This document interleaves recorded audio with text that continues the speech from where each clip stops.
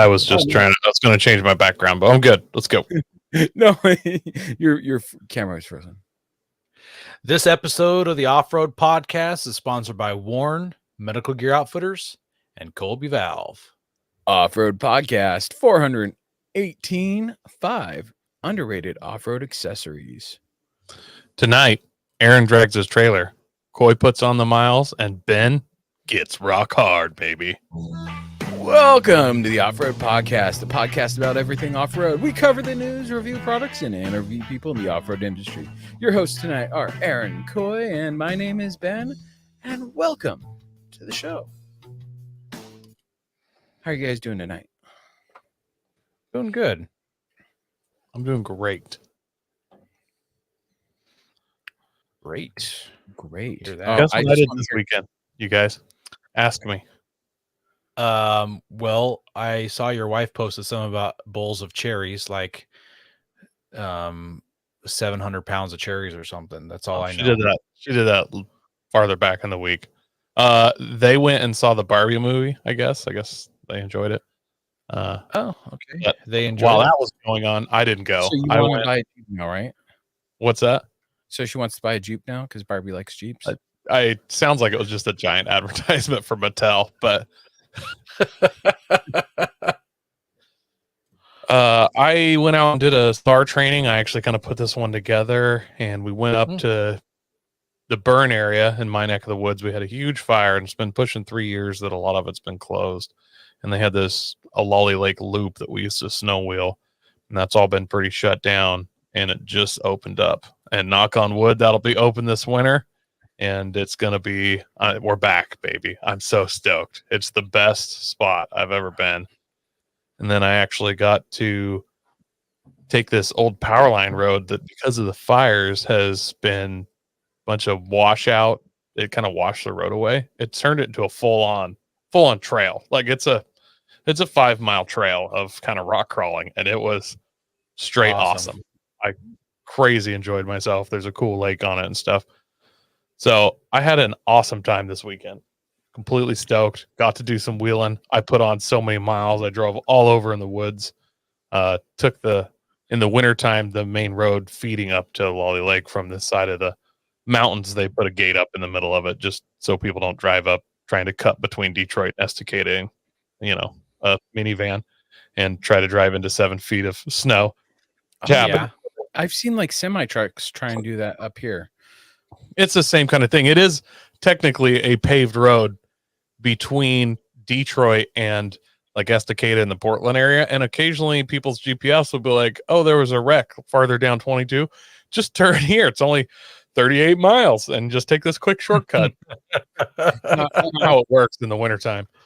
Anyway, so they put a gate in the middle of it just to stop that from happening. But you can and are legally allowed to go around the gate. Just you got to take all these back roads and Forest Service roads up over a mountain and around. So I proofed that route out, so I'm well aware of it. And just had a great time in the woods this weekend. That sounds like a really good time. Sounds like it was.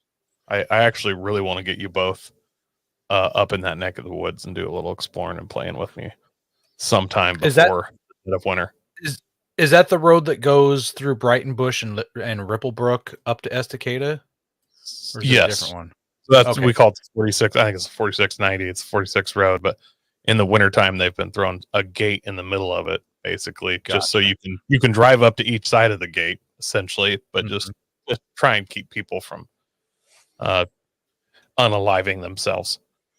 So you want to do like a late fall, early winter trip up there? Is that what you're saying? I would love to do just a full-on winter trip up there if we get good snow. Like it's the best. But I'd love to take you guys on that kind of new trail, and just there's some lakes and stuff. If we did like a September run or something. What's wild is that road is so close to Warm Springs Indian Reservation. And I see all kinds of fingers of roads that show that they connect, that you could get from Brighton Bush to Warm Springs. That would be pretty sweet to see if you could actually take those. No, there's no roads that go through there. Shows them all over the place. We gotta look at a map. We're gonna have to look at a map. The map says Mount Jeff Wilderness Area. So technically on that that road that loops around Wally Lake and whatnot, that technically the backside of it is on the Warm Springs Indian Reservation, but it's not. Uh-huh. It doesn't get to Warm Springs, like you're just on that land. I'm looking at a 34 road, a number 2 road. How Google does Aaron want to get you, Coy? And you're You're saying one of these roads cuts from the 46 road between Brighton Bush and Estacada and cuts across the Cascade Mountain passes. Yes. I mean, I'm in, but it's either insanely gated or it doesn't exist anymore, but color me in. Like, I'm there. Yeah. Let's do it. Exactly. We'll try it in the summertime first. Try it in the summertime first. Well, that sounds like a great time. Yeah. What about you, Aaron? I had a pretty good weekend. I took Thursday and Friday off of work, packed the family in the trusty, not rusty because it's aluminum, Ford F-150 and our big camp trailer. I think it's 27 feet long. I can't remember, and we towed it past your house to a place called Subtle Lake, which is almost to Sisters, Oregon. And we camped there for 4 nights, I think. Sounds like some good family time. 3 nights, 4 days, 3 nights. And it was actually a family camp. So my mom and her husband, my mom's husband's son and his wife, and my sister and her whole family, and then my whole family were there. So we basically had 4 families camping there. And it was a good time. It really was. It's like 14 people. Yeah, it was 14 people that we had. So had a really good time.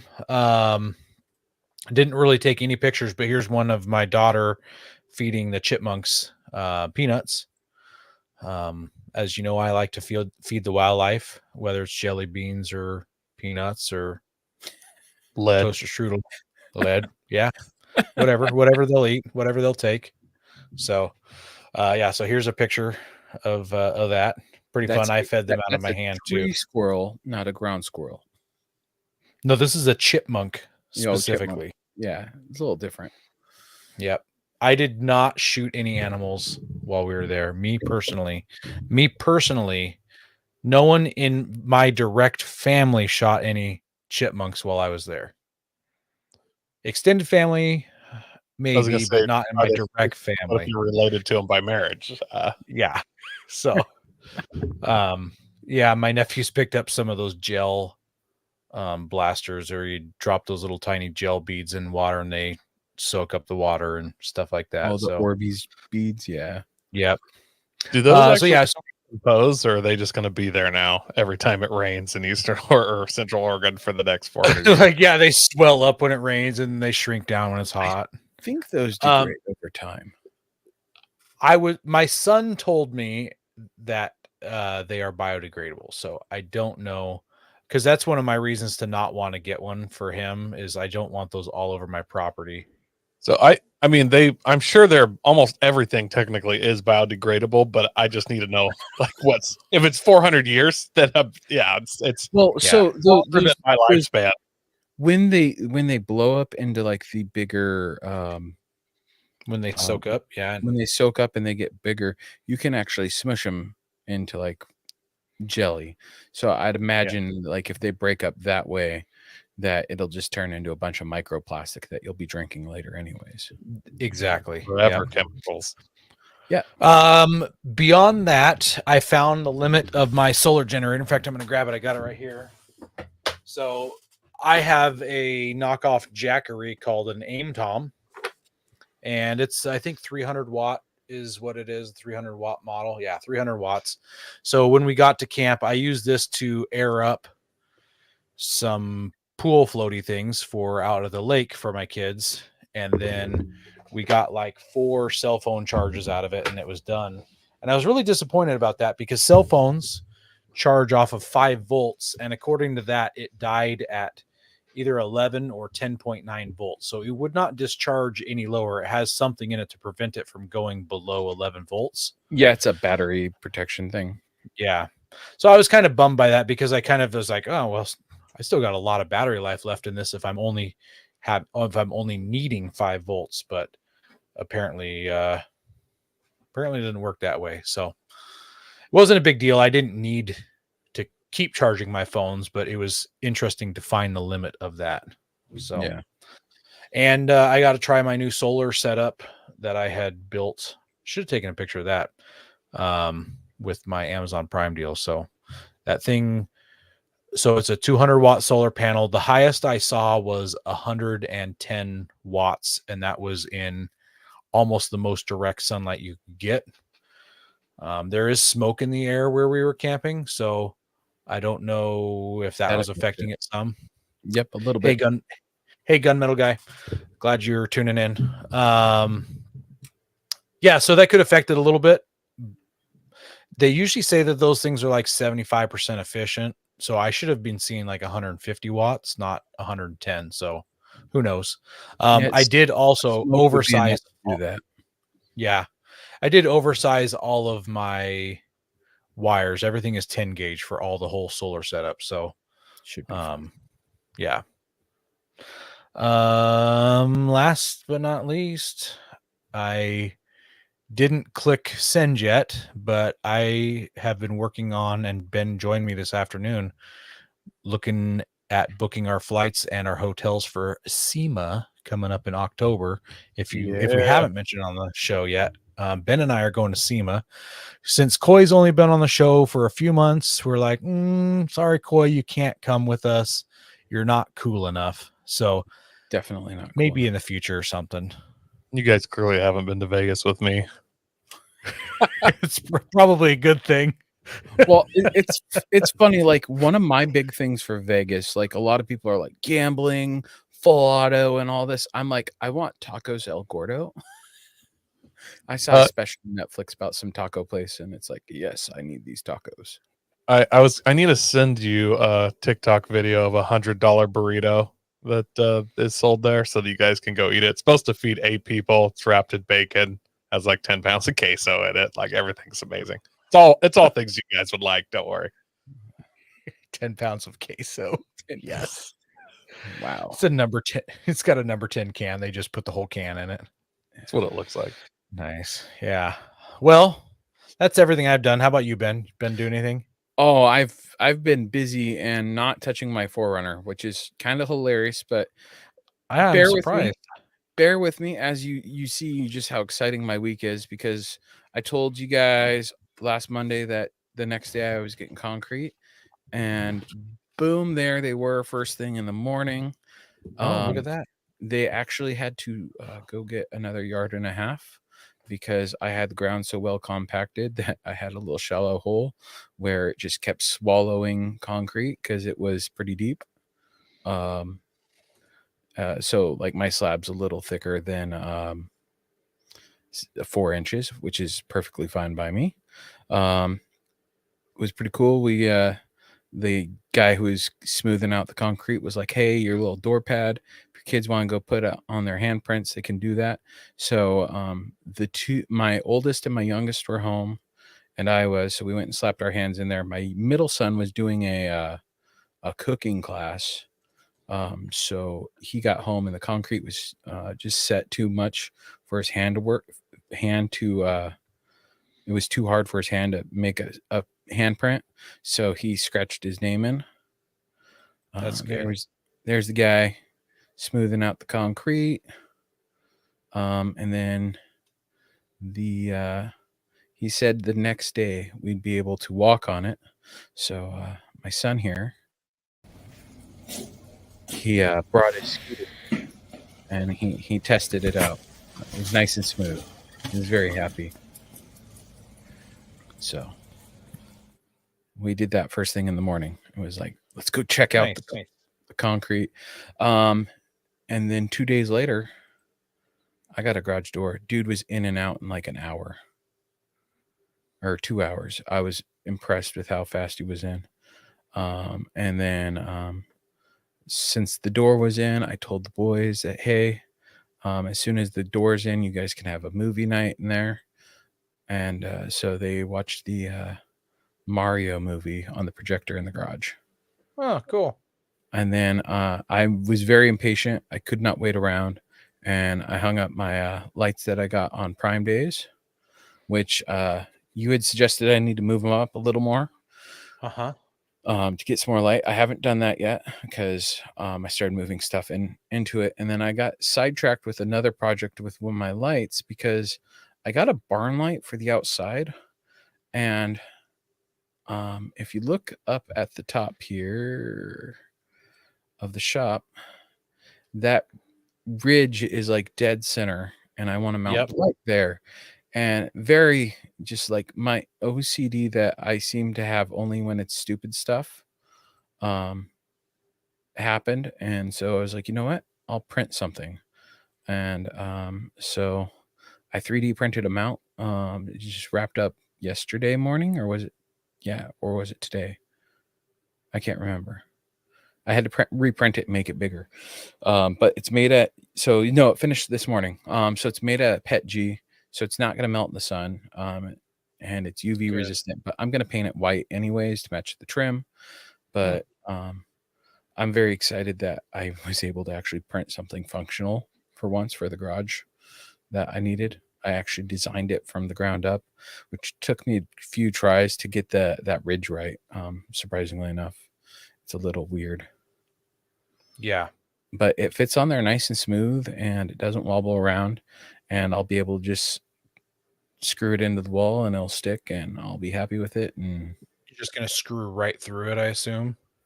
Yeah. Like drill holes where the 3 mounting holes are and screw.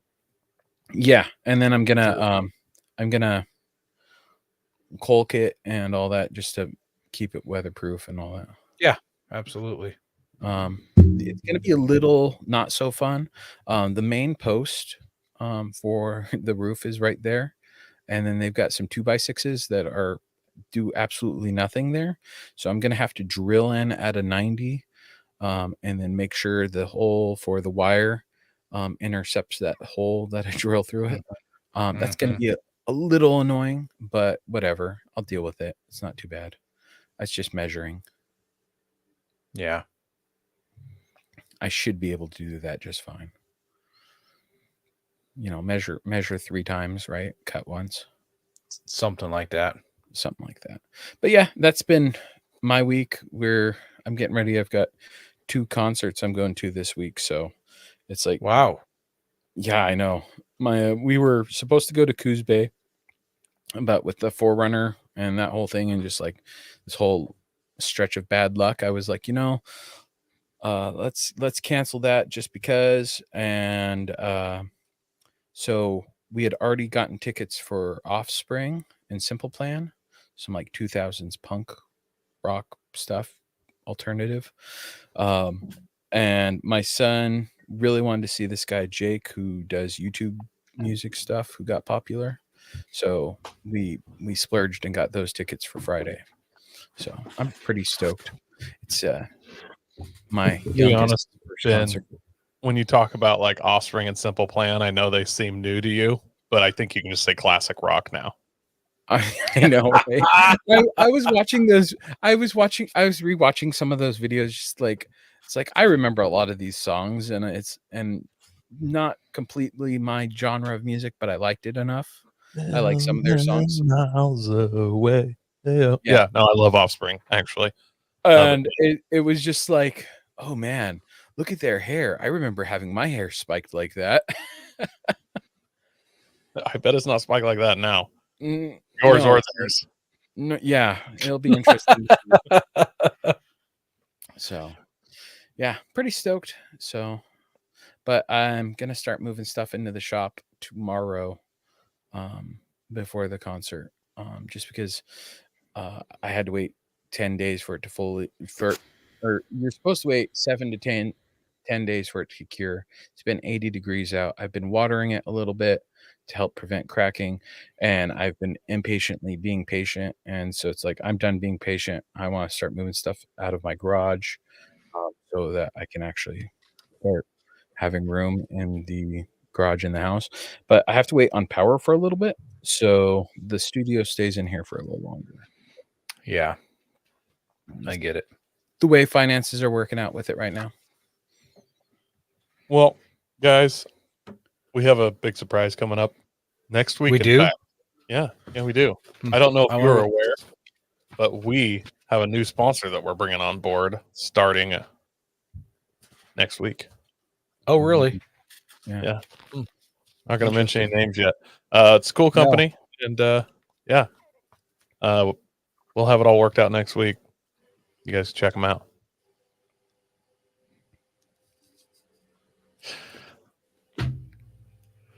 We also want to thank our sponsor, Patriot Patch. Head over to patriotpatch.co and check out their selection of great patches, shirts, cleaning mats, signs, and stickers. You can also join the Patch of the Month Club for $15 and receive a patch, matching sticker, and artist proof each month. And let us And not we forget have patches. our patches, $13 shipped from us here in the US, 10 for any additional. Just shoot us a message through any of our channels. The Lumen Locker glows. I don't know what else I can say more. Actually, I'll have some with me at SEMA. So if for some come find reason us at you're SEMA. find us. Yeah. Have tire troubles ever left you deflated? Colby Valve has got you covered. Ever have a valve stem leak? Colby Valve makes reusable and easily replaceable valve stems that don't require you to remove your tire from the wheel. They work with your off-road rig, ATV, side-by-side, commuter vehicle, or even your tractor. Never be left stranded again because of a busted valve stem. They also have a tire repair kit for those punctures that keep you away from doing your favorite thing, wheeling. Make sure to check out colbyvalve.com or ask for them at your local off-road products store. All right, so we're going to start off with an article from Carbuzz about the Enos. Is it Gearlander? I always Grenadier. There we go. I don't know why I say that. It's getting a crew cab pickup. So we've seen the pictures that like Mercedes showed when she was on the show, but they're doing a pickup version too. It's going to be debuting at the Goodwood Festival of Speed this year, which it's like their 75th show or 50th. I think it's 50th. But not only are they debuting that, but they're also debuting some hydrogen fuel cells for as a demonstrator. They're not going to be going as fast as the other vehicles that are going to be going there, but it's there to prove that hydrogen is a viable product, which is pretty cool. But there's going to be some synthetic fuel done on some other vehicles, which is another thing they're promoting at that. So it's going to be cool. I'm stoked about this pickup. It looks pretty cool. It's kind of like got that what is it, the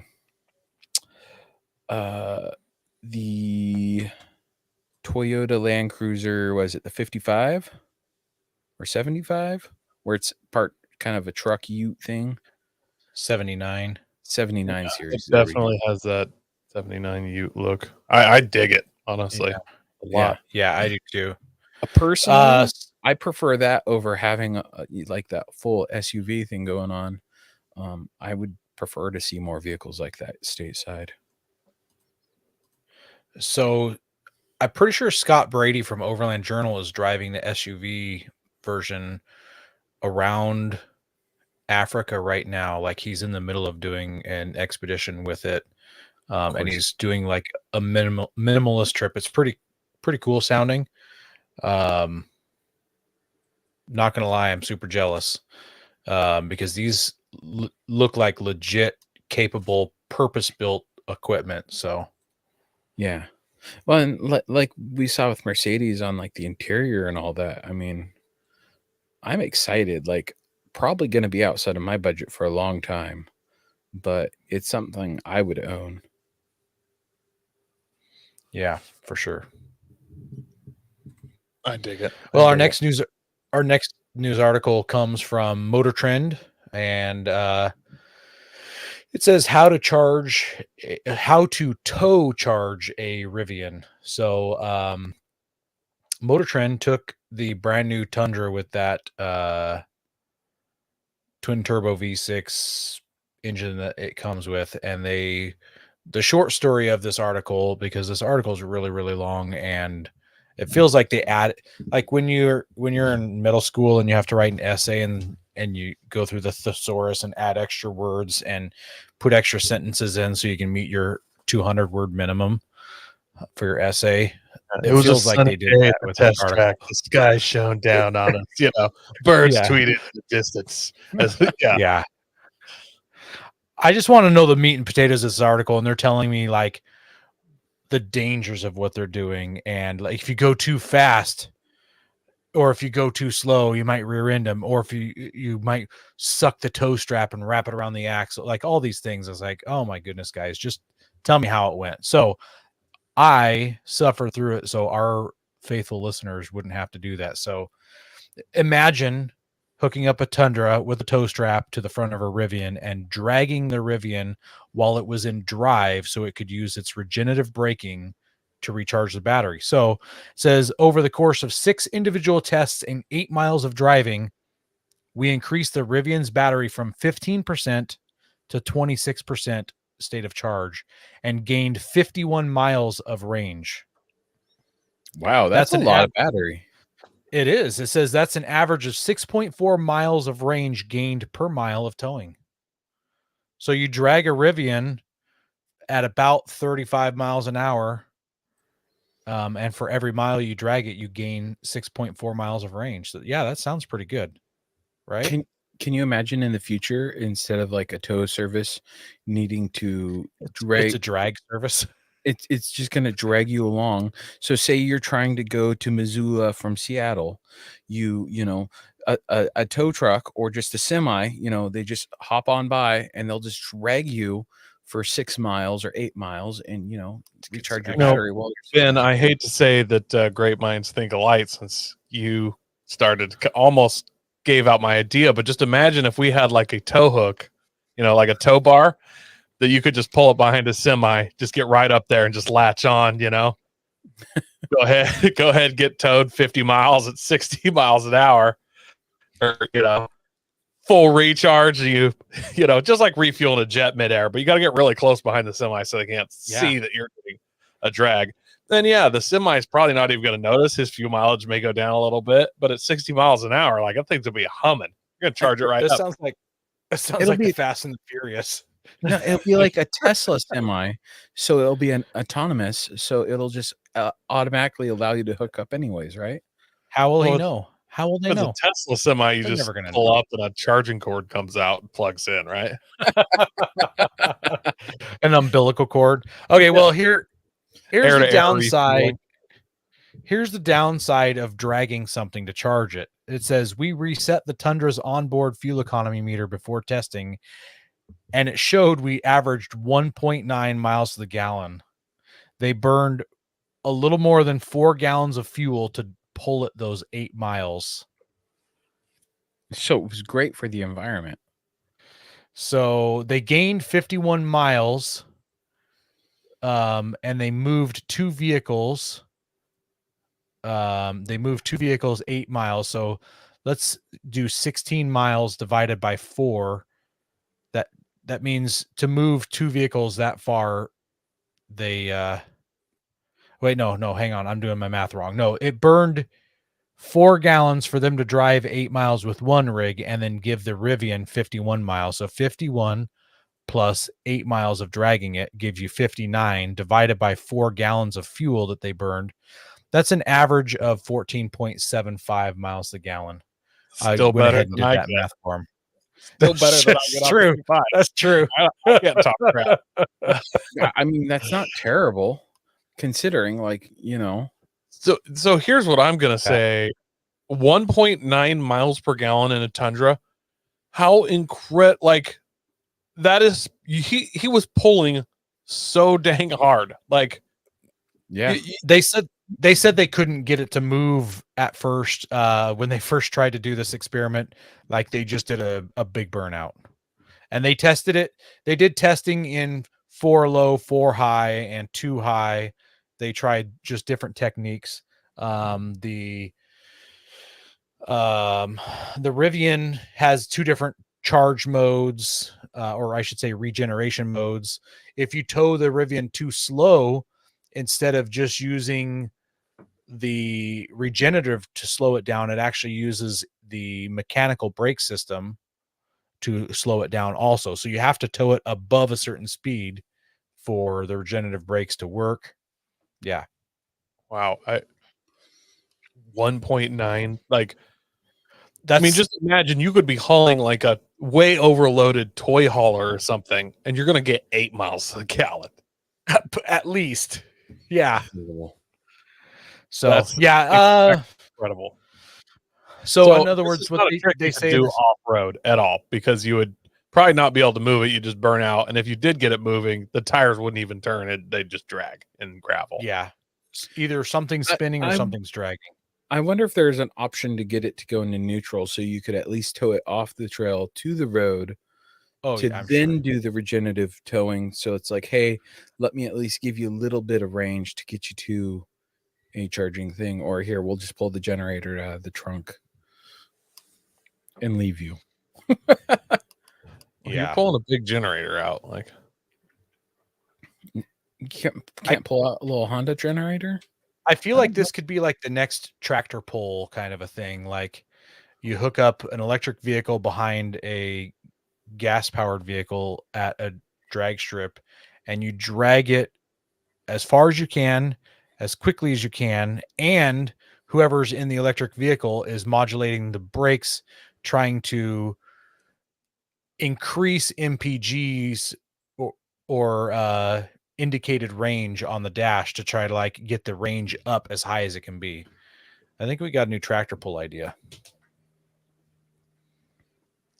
Called that's I mean, that is pull. kind of like doing a tractor pull. Yeah.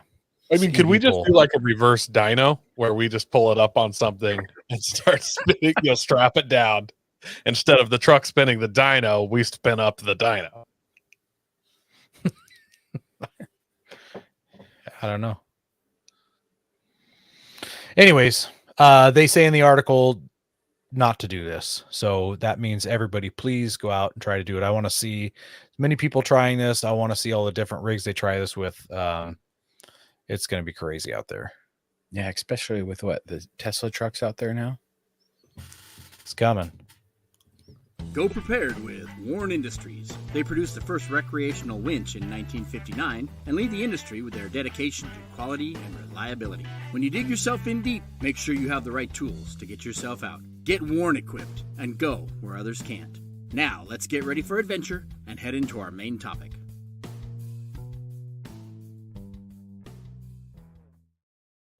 So this week, we're giving you the 5 underrated off-road accessories, but we can't just give you 5. That'd be a really short show. So we're each giving you 5. So are we going to Yeah. trade off on this one? I think we just go through, someone just does through all their list, and then we critique them and make fun of them, and then we move on to the next guy. Sounds good. Coy, why don't you go first? I'll start it out. The whole idea here is it's like, you're in your truck or whatever, and you're like, man, this is one of the coolest, best things I have that you don't really think about as an off-roader. Like, this is an off-roading thing. So I got the It's like your Max Tracks. yeah, kind of like those. Yeah, I got the Jance J flatters. They're really simple. They're a dust cap essentially that just you pull your valve core and this screws on there, and it's an air down valve. You just give it a couple twists, let down air. They're extremely cheap, like $25. The downside is that anybody walking down the sidewalk could just reach down and take this dust cap like thing off and just drain all the air in your tire. But that's it's a risk you take. I've had them probably 4 or 5 years and it hasn't happened to me yet. So, but yeah, Now that you've announced it on air, yeah, I know you guys are going to do it now. But just so you're aware, I have a valve core puller in my truck at all times. So This happens to me. I hope you keep valve cores in your glove box because I'm going to snap one into the bushes. But Coy, here's the thing though: is didn't you lose one of those when you were getting like your tires balanced or something somewhere? Tire companies are like wildly confused at what this could be, so they just take it off and put a valve core in, and then you're like, "Hey, can I have my air down valve back?" And I had 5. I had one on my spare, but I lost one to a tire shop at some point. I got like a flat fixed or something. I don't remember what I did, and I didn't catch it. But now ahead of time, now that I've lost one, I'm like, "Hey, don't do that. Those need to stay on. They're supposed to be there." My number 2 is winch lighting. Something nobody talks about. I randomly, I'd like to say spur of genius, but more just stroke of luck. When I was putting on my rock lights, I had kind of one extra, and I just stuck it so it shines down on my winch spool. And when you're wheeling at night and you got to pull line, having a little, like, instead of having a headlamp, or you're trying to hold the flashlight, you're trying to spool it up nice. You just got your rock lights on. You got a nice little light lighting up that winch line, winds it right in. You can get it nice and straight. It's very nice. I don't know what's happening. Okay. And then I have one that you guys are going to be crap for, but it's called a magnetic mic. They're in every cop car and pretty much every fire truck in the country. Is that anything like Magic Mike? It's it doesn't bring the ladies like Magic Mike does, but they're impressed once they get a hold of your mic. Okay. Okay. All right. I feel the heft of it and the snappiness of it, and they like it. So what it is, it's a big metal chunk basically that it bolts down, and then you have a extremely powerful magnet that hooks onto the mic holder on the back of your mic. And these, yeah, I agree, Alan. I agree. These magnetic mics, you literally have to get it within probably 2 inches, and you just let go, and it'll just bam, snap to it. I think if I rolled my vehicle, it wouldn't come off the mic. You can't hardly just pull it off. You got to slide it down. And the other nice thing about it, if you have a ham radio, a lot of times if you want to go into scan mode, you have to have a ground going to that, to your mic holder. And these actually work with that. So you can snap it onto that, and it can be grounded. And you can actually get a second one that's ungrounded. So you can scan, you put it on this one, not scan, you put on the other one. So I love it. I think everybody should get one if you have a radio. I was really expecting you guys to chime in, so I waited. The one thing that I don't see that comes with this kit, and I think you'd said that it does, is that there's no double-sided tape. You have to drill into your dash. Is what I am almost positive it came with double-sided tape, but this magnet's so powerful, I don't think it would last that terribly long. I argue with that only because I've got the what are they called? Not monster magnets. I've got the one for my phone. And super strong magnet, same dealio. You stick it on there. I don't think it'd come off while I was wheeling. It hasn't when I've been out with it. So I've had a couple of the phone magnets, and it is many times more powerful than the ones that I've used, but I haven't used yours. So Mob Armor. That's what it is. I have a Mob Armor, and the Mob Armor ones are a lot stronger than the crappy China ones that I've had before that. Well, I do like the idea of it. I currently have mine just floating around in the cab of my truck, so I need to have a solution for that. Well, I guess I know what I'm getting you for Christmas, so that I can mock you. Ham radio. I don't know that that's something that's underrated. I think if you don't have a ham radio, it's underrated. But as soon as you have it, you realize how valuable it is. I don't know. I agree with you, but there's so many people I hear about using CB still. I'm like, it's like, are you guys banging rocks together to talk to each other on the trail? So that's the I thing. still run CB as well, but I do. it's not I do ham. too. On our last trip, we ran all three. We ran CB, GMRS, and ham. And this is the second trip I've got to use my mobile radio. So I'm not talking about the Baofeng handy talkies or anything like that. I've got a legitimate antenna on the roof.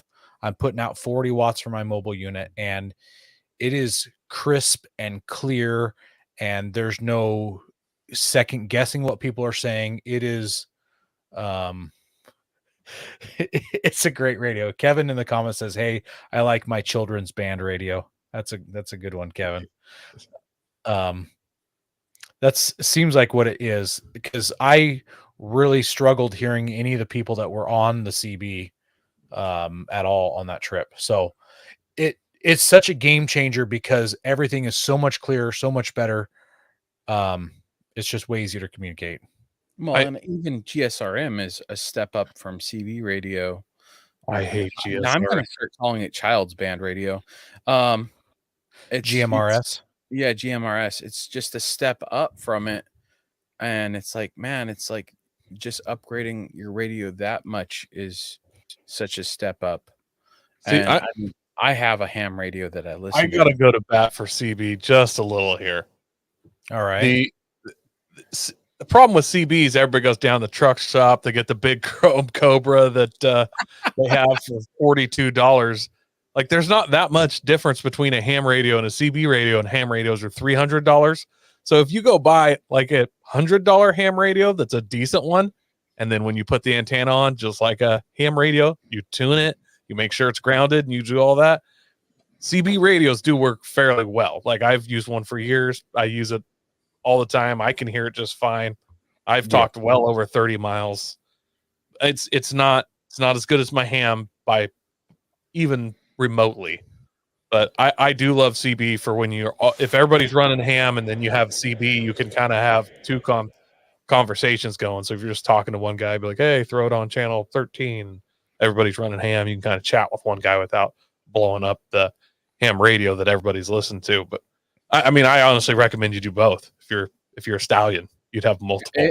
If you've got the space for all of them, have them. By all means. Any overlander has multiple radios and mics hanging off the dash. All right, last one, guys. After ham radio, I'm not laughing at you, Coy. I'm laughing at Josh. Yeah, I had to stop and read that. He's apologizing for being late. Apparently, his dog got hosed by a skunk, and everything stinks right now. So, sorry to hear that, Josh. I have no suggestions of what to do other than shoot all the skunks. Yeah. All I can say is you'll have that on the big jobs and leave the dog outside for a couple days. Mm-hmm. Yeah, they actually, Josh, you can go to the pet store and get like a spray that's supposed to help neutralize that instead of just dumping tomato sauce all over them. Last but not least, a way to rebeat a tire. I try and carry some starting fluid because I like to live dangerously. I usually have a ratchet strap in there as well. But if you ever debeat a tire or with someone else who does, they can actually be quite a pain to get back on occasionally, especially if you don't have any boom juice or a strap or anything. Obviously, you need a compressor. I'm assuming if you're listening to this show, you're at the level where you have some onboard air. But yeah, keep a ratchet strap in that kit. Doesn't have to be that big, just a little guy, and it doesn't have to be that powerful one, but just enough to get around whatever size tire you run, really, maybe a little bigger or the guys you run with. Or, if you got a starting fluid and a lighter and you like to have fun and like to party, then you can just pop that back on, no problem with a little bit of that. But I recommend people carry that. I think that's way underrated. I've had to do it. So that's my 5. Aaron, what's yours? Right. Let's hear you. Well, I've mentioned this before. In fact, Coy, I gave you one as a gift for helping me put that engine in my truck. But the Power Tank tire inflator gauge. So, the entire inflators that Power Tank uses, you can get it with a 2-foot or a 6-foot whip, and by whip I mean hose. And when you have this 6-foot hose, you don't have to ever bend over in your life ever again. And when you're getting up in there in age like I am, it's nice to just not have to worry about it. And they make their inflators in a bunch of different styles. If you're a semi truck driver, you can get some that go up to like 150 psi. They make them in digital. They make them in analog. They're really nice units. I like them a lot. The analog ones are liquid filled too, so Yes. Yeah. says something about the quality of it. Yeah. I have So and I love it. And I don't know if you've ever used it for this, Aaron. When I have people who don't have air down tools that aren't like, they're just kind of there, I just give them that. They clip on and hold the handle down, and they can just exactly. And it'll dump pretty good. I've used that on a number of times where I'm just too lazy to pull out my tire deflators. I'll just do that because everyone else is taking forever anyways. Yep. So yeah, it's a great tool. I have one for my house and I have one for my rig, and I got one for Coy for being a cool guy. So I like them that much. Next thing here is just a snatch block. I think I have 3 different snatch blocks.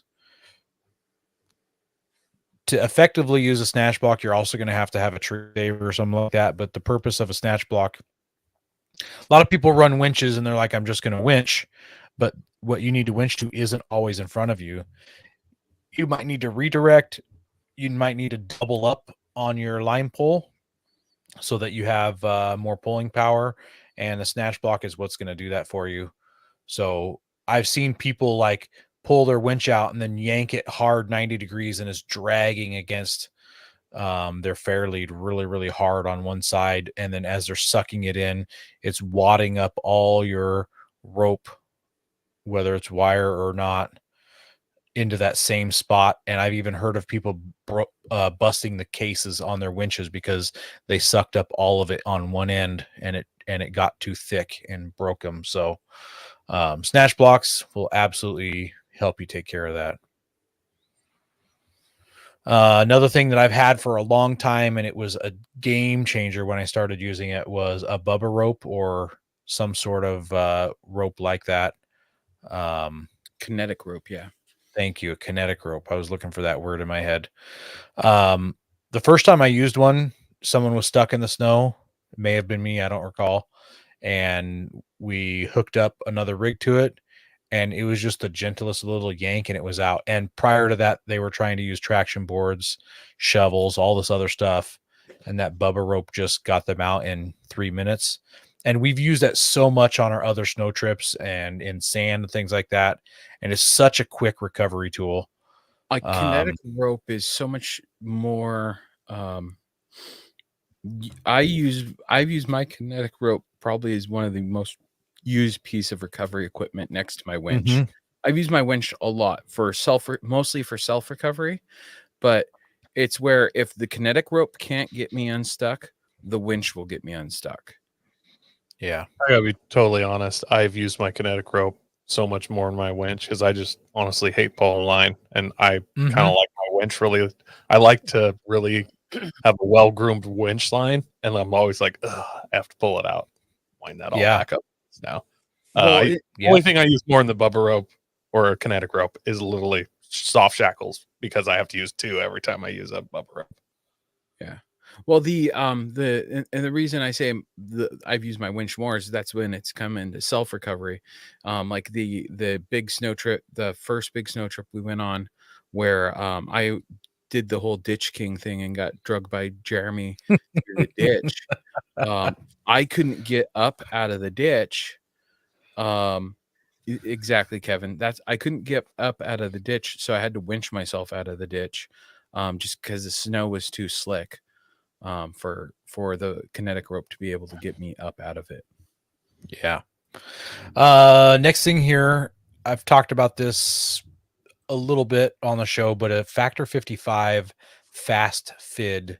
So what this is like a Chinese finger trap attached to a knitting needle, and you use it to repair winch lines that have broken or create winch lines extensions or bridles or synthetic, your own soft shackles. Yes, it's got to be with synthetic line.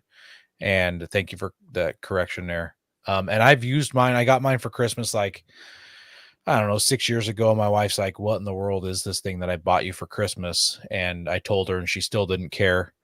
But I've used it a whole lot to make things, and it packs down to nothing. So it just is always in my recovery gear. And you just never know. You just pull it out and it's good to go. And people are like, "Oh, I can just take a ballpoint pen and some duct tape and do the same thing." But this is so much cooler to just whip this guy out and just with rock the it. instructions for how to do a repair. Yes. Yeah. It's So- everything you need. It's literally everything you need.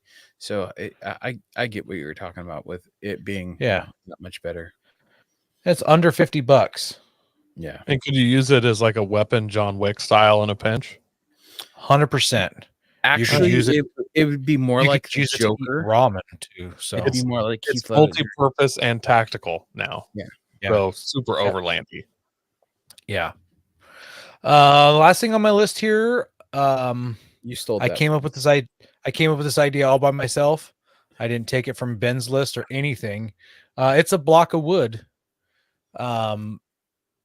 Who doesn't love a block of wood? Like, we played with these as kids. You It's bring a them musical overlanding with you. instrument. It's a weapon. So I've carried the same block of wood in my truck for almost 10 years now. It's a 4x12. It's a 4x12 cedar beam that's cut down to about 16 inches. I actually have about 4 or 5 of them laying around my Is property. it a reclaimed 4x12 cedar beamed? No, she's not reclaimed. I don't do none of that business. This is fresh tree cut down. It was back in my lumberyard working days and to trim a bunch of 4x12 cedar for a customer, and we had all these end cuts. And so I took a bunch of them home, and it just stays in the bed of my truck no matter what I do. It's always there in case I need to change a tire. My truck, believe it or not, sits higher with the suspension lift and bigger tires. Kind of wild that it happens that way. And the factory jack might not reach, even though I keep a bottle jack in there also. So it gets you up that 3.5 more inches. It acts as a very stable platform. So you're not just putting a bottle jack in some river rock or sand. Gives you some stability. You could use it as a wheel chalk if you had to. And one time I used one of them as kindling for a campfire. It's kiln dried cedar. You can't start a fire any easier than just slicing one of those bad boys up. So How many lots of times uses for a set it block on wood. in and used it as a chair? I've never used it as a chair, but you could sit on it uncomfortably for quite a while. Yeah. So there's my 5. How about you, Ben? Your turn. Well, after you stole that one, I had to steal one of yours. So, but I'll start off with my number one was here. Was a full-size spare. The amount of people that I've seen on the trail that do not have a full-size spare, Or any spare. or any spare, and they're like, "Oh, I'll just throw on this off-sized one, or I'll just use a tire repair kit." And then I just think of like all the times I've had like tires explode, huge gashes in the sides. It's like ain't no tire repair kit gonna fix that. You need a full-size spare. Your tire comes off while you're driving and trashes the wheel. Yeah.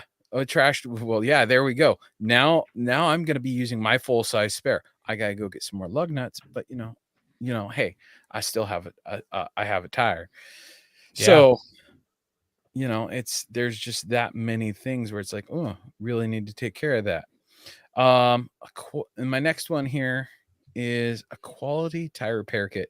And when I mean quality, I mean not your Walmart run of the mill plastic handles. Here's some plugs, call it a day.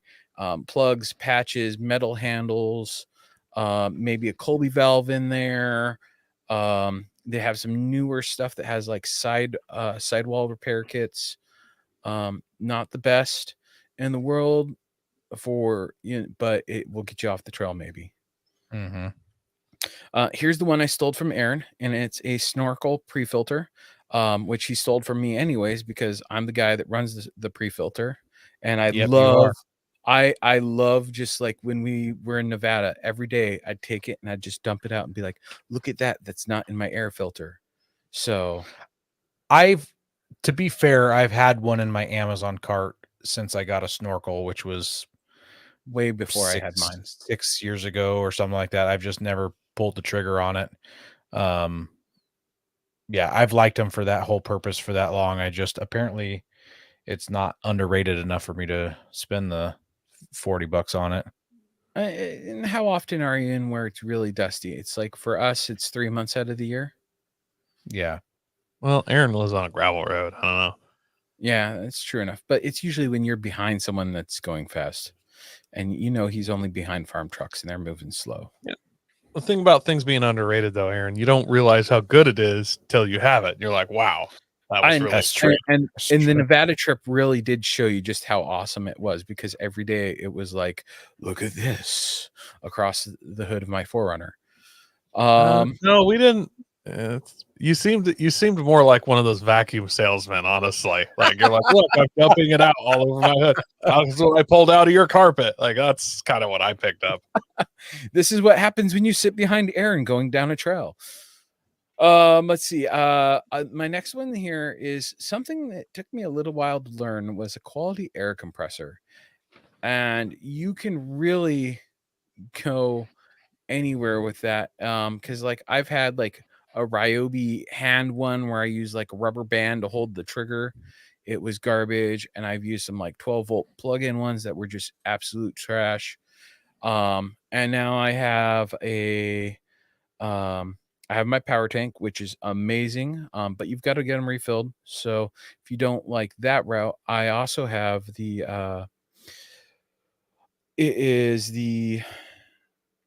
I always want to say 88P, but it's not the 88P. It's the 100P, but it clips onto the batteries.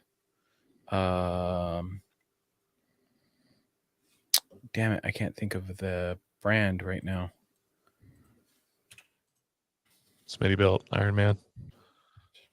No, Via Air.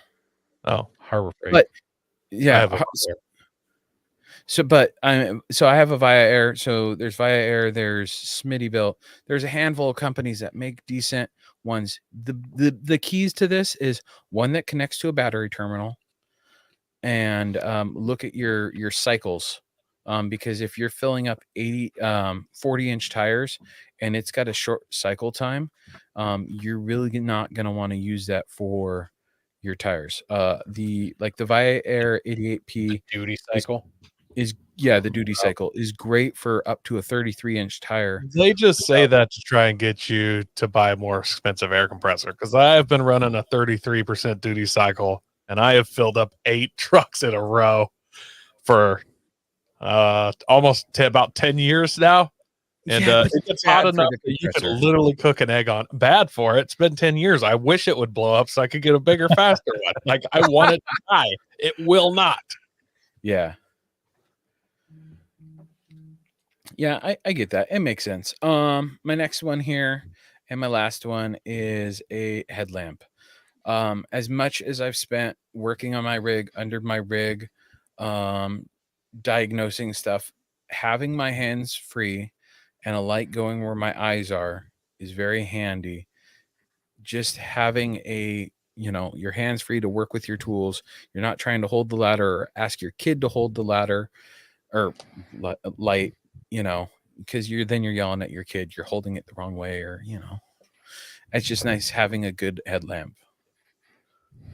I definitely need Walmart one's better than nothing. A headlight lamp in my truck. I don't do that currently, and I always think I should. That's a good one.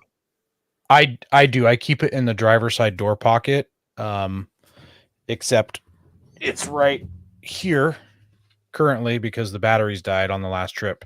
So I keep mine in the driver's side door pocket. I'm gonna from one that takes batteries to a rechargeable one, most likely something that I can recharge off of a USB something or another.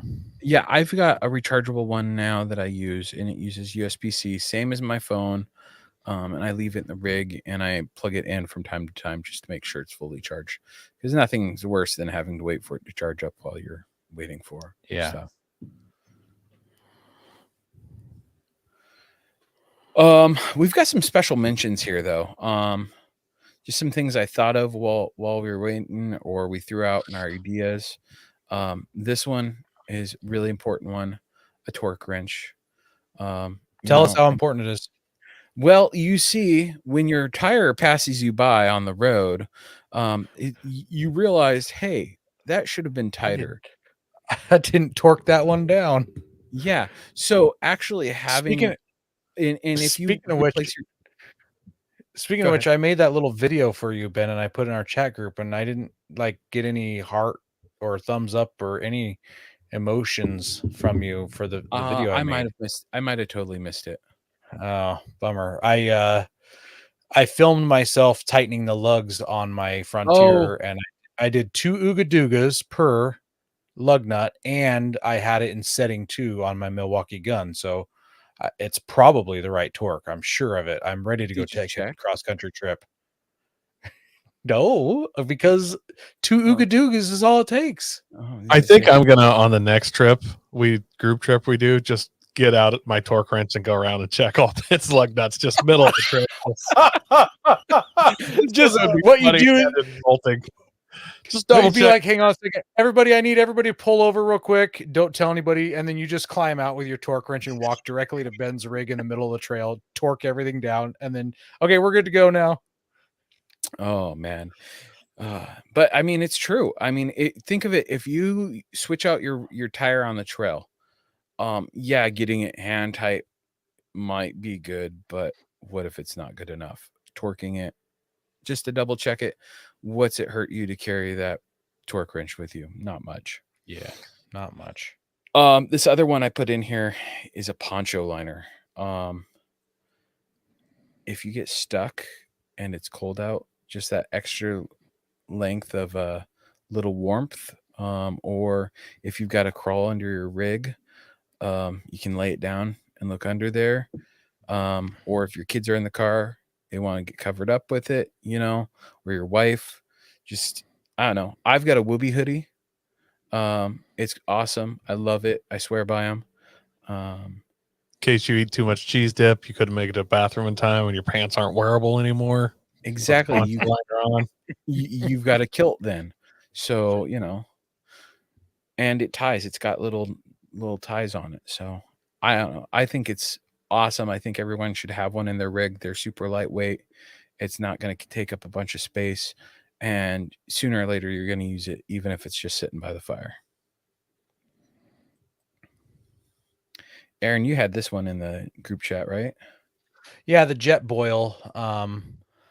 I love mine. I didn't own one for the longest time, and I finally ended up buying one. And I'm not going to say it's a game changer, but it's definitely underrated how quickly it will bring water up to boil and how efficiently it all packs down, including the fuel source inside of itself, and it doesn't take up very much space. So I think that was kind of the biggest thing for me, is it just didn't take up a lot of space. 60 seconds, you can heat up some water, purify some water, whatever it may be, warm up some coffee. And then I think we've all used this at least sometime, as a tarp or something to put under your rig when you need to lay under it. That's waterproof. Especially here being in the Northwest, when it rains or your rig breaks down and you're in a puddle, having a tarp to lay down, it's a whole lot better than just laying down and getting wet. The tarp's great. I don't carry it anymore, and this kind of reminds me I need to get another one. I had a compressed wool, like German surplus military blanket that just smelled like must and dust. I got it like Army surplus somewhere for like $18. It was incredibly durable. It's real, like 100% wool, but it's like this really compressed. You've all seen them before, I'm sure. Yeah. You know what I'm talking about. And I think it was German military. And I would always carry that, and then not really good for mud, but like always in the snow, you got to lay under a vehicle, you throw it down, you go shooting, nice shooting blanket, somebody gets cold. I used it for all kinds of things, and then my dog laid on it in the back seat for like 2 years straight, and then it just got to the point where I was like, this thing has to go. It smells too bad. and I haven't replaced it. Yeah, the reason in what I do to add to something with that for you, Koi, is I do like some Tyvek or some Oh, yeah, like there hair you go. strap. So it's like a light tarp material. So you've got that folded up into a little square, and then you've got your wool blanket. Well, I to have a do it. coat that folds into a pillow now, so it kind of covers all that. Yeah, there you go. Multi-purpose there. And then the last one I threw on that, I shouldn't say underrated, but I think people forget it or something. A shovel. Please bring a shovel. Even if you don't think you're going to need a shovel, even if you're in Moab, it's all solid rock. Please bring a shovel because it's Yep. not all solid rock. I don't know how many people I've pulled out that could have 100% got themselves out if they'd had a shovel. And I mean, this isn't just people that went up to play in the snow with their kids. These are like built Toyotas. Everything looks ready to go. They got all the stuff, and you pull up and they're trying to get themselves out, and you're like, got a shovel? And they're like, no. I'm like, okay, I guess I'll get mine then. Or sometimes they're like, yeah, and then they pull out one of those tiny folding The military army shovels. now. E-tool. Yeah, E-tool. way better than digging with your hands. Don't get me wrong; like they have a place, but if you need to dig yourself out of snow or mud, man, it's going to be a bad time. You're going to learn how not a shovel that shovel is, and I'm sure there's some military guys that have moved cubic yards of dirt with those. But Yeah. Just a real shovel, like every landscaper, construction worker use, you can really do with time and enough water and energy, you can get yourself out of almost any situation with a shovel, other than going over cliffs and things. And honestly, if you're going to get a shovel, get a big one. Like if you can set it up where you can get a full size 5-foot shovel, do it. Yep. You're not gonna be like, man, I wish this shovel was shorter. And if you did, just the handle off, honestly. Like you can reach under your truck with it. At minimum, get the 3.5 or 3 foot with the T handle. Like honestly, though, if you can fit a full size 5-foot shovel, I don't know how many times I've been in the snow and I'm pulling snow from way under the truck. And I don't have to get down on my knees or anything. I just kind of bend over, and then the other side, this guy's got this little shovel. He's basically laying under this truck, pulling it out. And it's like, that's not fun. I understand it's a space constraint, but shovels, guys, underrated. You can do so much with a shovel. And honestly, you got to use the bathroom. If your jack won't lift high enough, I've seen guys dig a hole, pull up into it so it drops one side so they can jack it enough to pull their tire off. Like there are so many more uses for a shovel than just getting yourself unstuck. Yeah, I've got 2 different shovels. I got my that snow shovel one, the Demos one that's like a snow shovel one, and I carry that with me in the winter. But I still carry my little 3/4 shovel, my D-ring, my D-handle shovel during the winter, just because it's like going to go dig your poo hole, or it's nice to have a spare shovel. Yeah. A couple more honorable mentions here in the comments. We've got Alan mentions a Rock Slide Engineering Easy Rack. And I didn't know what that was, so I looked it up, and now I know what it is. But it's a little tiny shaped rack that you strap to a spare tire that's on a spare tire carrier, so that it gives you a flat surface to mount things on it. Whether you mount it off to the side and you mount jerry cans to it, or if you mount it on the top and you can mount something on top of it. So you just ratchet strap it around your tire. So that's kind of cool. Josh mentions that he likes a small pressurized water jug so that he can have clean water for dishes or whatever, or even cleaning out the bead on a tire. And then Alan says, have you guys seen that hand K-cup maker for camping? My wife has one, and she would tell you that is her most underrated camping accessory. It's made by Presto, and it's called the MyJo, MYJO, I'm pretty sure. Oh, and yeah. Literally, I remember her talking about that. Northwest. Yep, you put hot water in the top of it. The bottom, you put a K-cup in the bottom, and you screw it back on, and it punctures the top and bottom of the K-cup, and you literally just force the water with air pressure to to go through the K cup and it drips into your cup of Joe. So She was very, it's- very happy about that. It's my Joe, MY Yeah. Joe. Huh, knowing Yeah. must be half the battle. yes. Yeah. That's it. Yeah, and like that being it, that's it for our Fast Five.